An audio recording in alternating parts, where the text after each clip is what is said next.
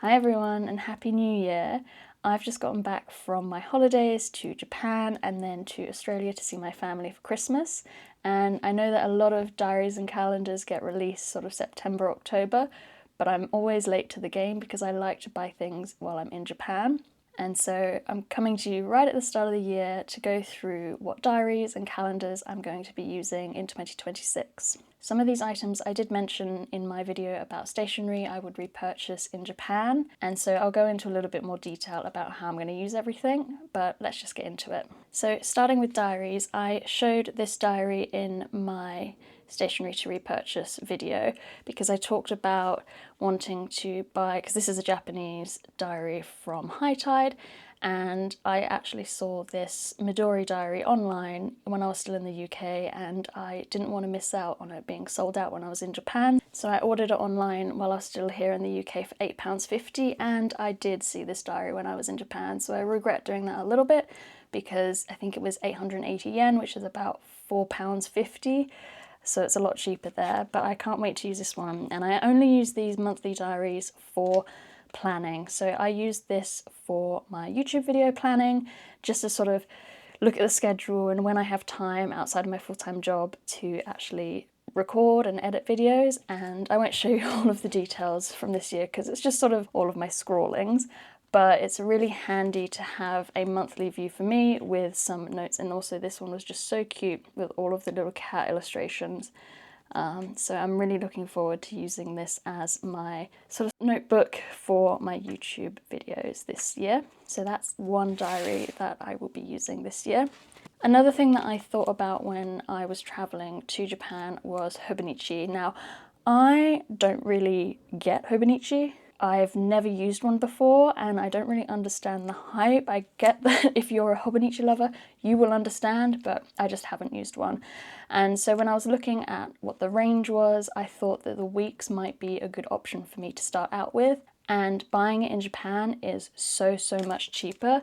This one was 3,190 yen, which is about 15 or 16 pounds. But in the UK, they're over 30 pounds, so more than double the cost of them in Japan. And when I was doing my research about it, I saw this cover with the tulips, and I thought, if I can find this cover in Japan while I'm there, I will buy it and try it out. So I'm going to open it up and show you the cover. So this is the cover that tempted me, and this is the Japanese language version. They didn't have any of the English ones left. I went to the Tobichi shop in Jimbocho or Kanda area, so that's the Hobonichi store in Tokyo, and it just comes like this with a little note about how to use it, and it will have Japanese all the way through. So it has the year view in a few different ways, the monthly view. I really like the size of the monthly view, and I'm thinking maybe I will use this for some pictures rather than writing, sort of things that I want to record. Maybe all of the cats that I meet on the street, I might use this to make a record of that.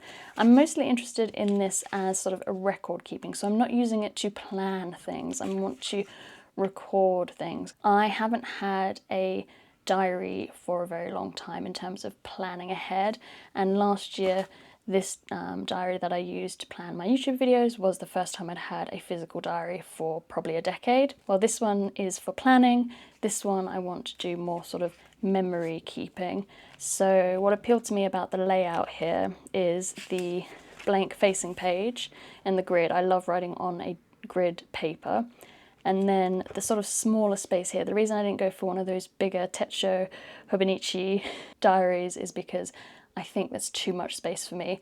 I like this one because it's that nice vertical style, like the Traveler's Notebook, which I like to write in, and I've only started writing in the Traveler's Notebook over the last couple of years, so I think staying in this sort of vertical format will help me to actually maybe use it consistently, but I'm not putting any pressure on myself to actually use it all the time. What I would like to do is sort of just make a record of interesting things that happen. I mean, most days during the week, I get up, I go to work, I come home, I go to bed, and I do the same thing the next day.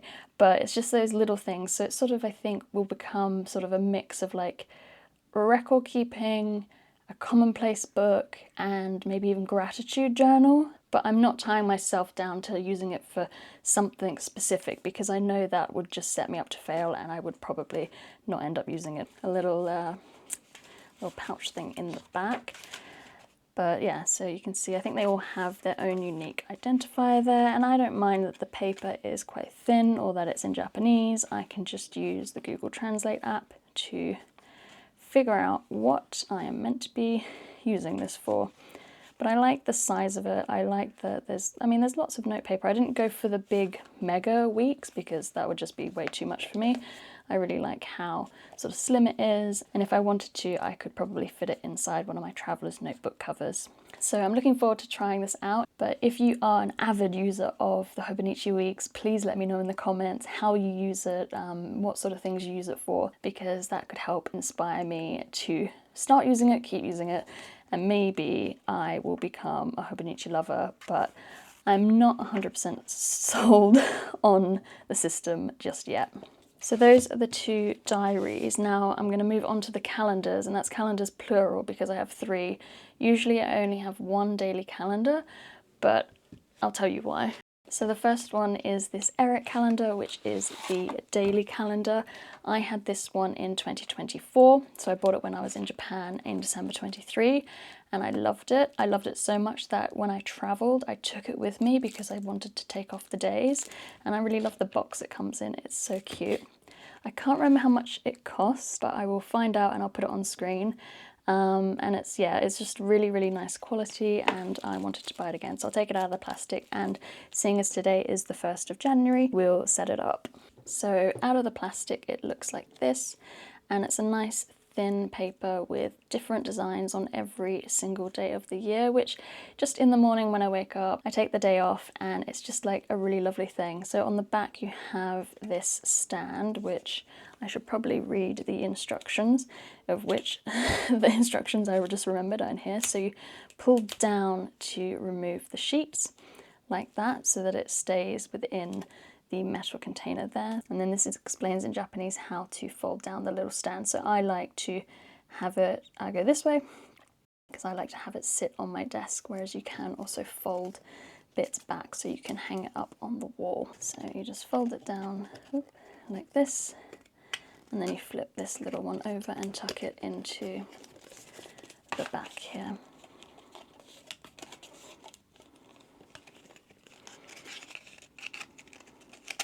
Like so.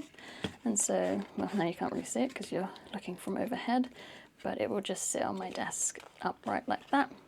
And so you just keep taking off these little instruction pages, and this one is telling you to pull down, straight down, and this shows like the little bits of paper that get stuck in the side here, and that is what keeps the rest of the block of paper inside it for the whole year. So let's have a look. So there's a nice cover page for your happy days, fun times, and that is the first day of the year. So it's got a really cute little, I think that's a Daruma doll, and then the ink, and then some lovely flowers. So like I said, I really enjoy looking at this one every day, and I can't wait to have another year with the Eric calendar. So the next calendar is this Suica's Penguin calendar. Now, if you've heard the devastating news that JR East is getting rid of, we're outraged, and we want the Suica Penguin to stay. But I was browsing the JR East Mall website, and I spotted this calendar, and I live with a couple of other people, and we always have a little calendar on the wall downstairs which we put our initials on, which weekend we're going to clean, and then we also write when we're away, just so that we know who is in the house. So when I saw this calendar was only 880 yen, which is about £4-5, and I love the Suica Penguin. It's just so adorable, so I thought I would get this for us to put all of our little notes on, and I can continue to enjoy the Suica Penguin, who is so adorable. This is like the baby penguin. I don't know if they have names, but I really love the little baby penguin as well. So we'll just have a look at all of these months, but they are just so adorable. And I like the ones with the fruit, they're really cute. I think, are they all with fruit? Maybe. But I think this will just make every day really, really bright and fun to be able to look at this calendar as I walk past it in the kitchen. And there's December. So that is just a little calendar that we will all use. And then the last calendar I bought, which is sort of more of like an art piece really, is this calendar that I got at Kokuyo Doors, which is a store for the brand Kokuyo at Haneda Airport. And they do these design award products, and this calendar won the award in 2015, and I actually saw this calendar. There's the details. So designed by Mio Ueda, and I actually first saw this calendar in London at Japan House, and I loved the concept of it. So you have these threads, I don't know if you can see, and this is just how it comes. It has April on the front, but I'll change it over to January, and you pull the thread and it unravels the date. So each day you pull the thread, unravel it, and it shows the next day. And I just thought that it was such a beautiful concept, sort of slowing you down every day.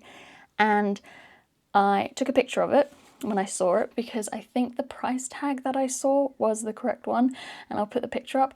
It was £130, and I thought, wow, like, it makes sense. It is a beautiful piece of art.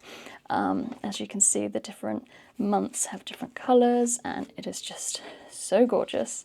But I was like, I'm not spending £130 on a calendar. So I took pictures of it and thought, if I see it when I'm in Japan, and I was actually planning to go to Kokuyo Doors anyway, and when I was there I found it, and guess how much it was? It was £25, which is still expensive for a calendar for me, but I was like, it's a no-brainer, I have to get it. So I think for this one and the Eric calendar, that's sort of like a mindful little moment every day to pull the paper off or to pull the thread. But I think this is just such a beautiful piece of design, and it does have a little metal bar underneath it and a string, so you can hang it up like that. So I will find a place to hang this up, and I can't wait to start using it. So those are the diaries and calendars that I'm using this year. It's a big leap from last year where I just had one diary and one calendar, but I'm really looking forward to using this setup and seeing how it goes for the year. Please let me know in the comments what your diary and calendar setup is for the year. I really love hearing what other people do, because it helps me to figure out how I might use something. So I better get started using these, as it is the 1st of January.